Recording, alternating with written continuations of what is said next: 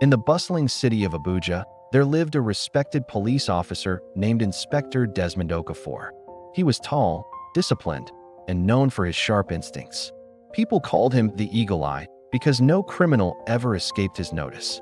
But the one person he never imagined he'd need to investigate was his own wife. Her name was Vivian Okafor, beautiful, confident, and the kind of woman whose smile could melt a man's sense of caution. They had been married for 5 years, and everyone in their neighborhood admired them as the perfect couple. But what no one knew was that beneath Vivian's charm, a dangerous secret was growing. It began when Desmond started noticing small changes. Vivian, who once called him 10 times a day, suddenly became too busy. She started dressing differently, more glamorous, more daring, and began coming home late, claiming to be attending business meetings for her fashion boutique. Desmond trusted her at first, but a police officer's instinct never sleeps. The way she hid her phone, the whispers in the hallway, the scent of a man's cologne on her scarf. Something didn't sit right. One evening, as Desmond prepared for a night patrol, he overheard her on the phone, giggling softly. "Baby, you know my husband's on night duty. The coast is clear." Those words sliced through him like a knife. Desmond's jaw tightened, but he didn't say a word. He simply adjusted his badge and left the house. But that night, he didn't go to work. He parked his car 2 streets away and waited in silence. Hours passed. Then he saw it, a sleek black Mercedes pulling up to his gate. A tall man stepped out, dressed in a designer suit. Desmond's heart pounded as he watched his wife rush out, laughing, throwing her arms around the stranger. They went inside, together. For the next week, Desmond played dumb. He greeted her every morning with a calm smile, pretending nothing was wrong. But behind that calm was a plan, a police plan. Desmond set up hidden cameras around the house, tiny, invisible, and linked directly to his phone. Then, one Friday night, he told Vivian he'd be gone for 3 days for a special operation. She smiled, too quickly. He knew she'd take the bait. That same night, her lover returned. His name was Richard, Desmond's old secondary school classmate. And worse, a wanted fraud suspect Desmond had once let go out of pity. Now that pity had come home to destroy him. Inside the house, Vivian poured wine, wearing a silk robe Desmond had bought her on their anniversary.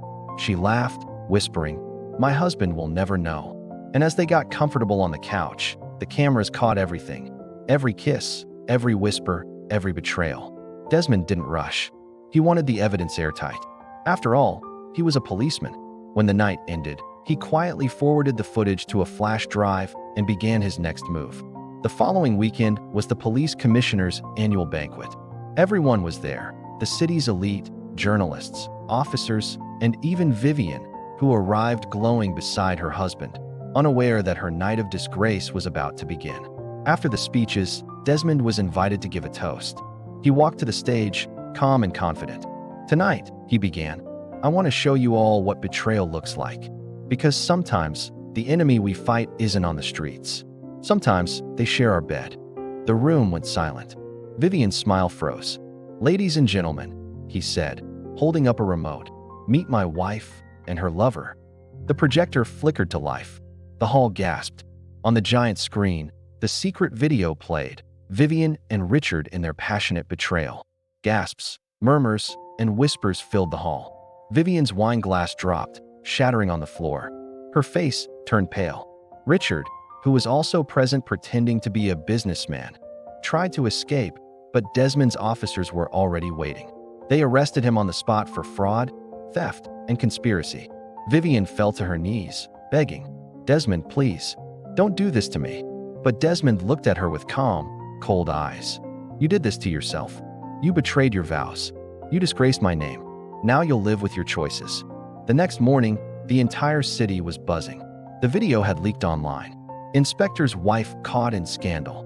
Every blog, every radio station, every gossip platform told the story. Vivian became the face of humiliation. Her boutique shut down. Her friends deserted her. The man she cheated with went to prison. And Desmond, well, he became a symbol of justice, not just in the force, but in every man's heart who had ever been betrayed. But there was one last twist. Months later, while cleaning out Vivian's old drawer, Desmond found a letter. It was written in her handwriting, dated before the scandal. In it, she confessed she had discovered Richard was blackmailing her.